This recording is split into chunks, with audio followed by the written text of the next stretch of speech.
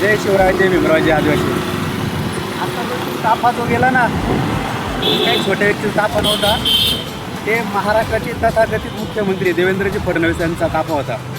हा जो रस्ता बघतो आपण, कालपर्यंत रस्त्याची पूर्ण चाळण होती आणि देवेंद्र फडणवीस या रस्त्याने येणार म्हणून तो रस्ता चकाचक केला गेला.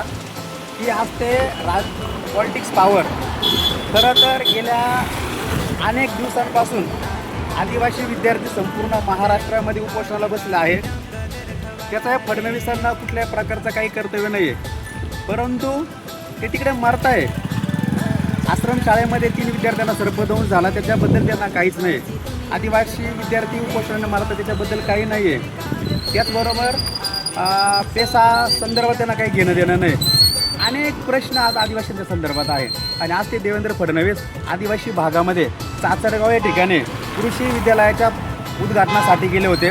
परंतु नाशिकमध्ये चालू असणारे एक काही उपोषणाला देवेंद्र फडणवीस यांनी भेट दिलेली नाही आहे. तर या ठिकाणी आम्ही देवेंद्र फडणवीस साहेब यांचं या ठिकाणी स्वागत केलंच आहे, परंतु त्यांनी खरं तर महाराष्ट्रातल्या आदिवासी जनतेकडे लक्ष द्यावं आणि आदिवासी जनतेला त्यांनी न्याय द्यावा. जय शिवराय, जय भीमराव, जय आदिवासी.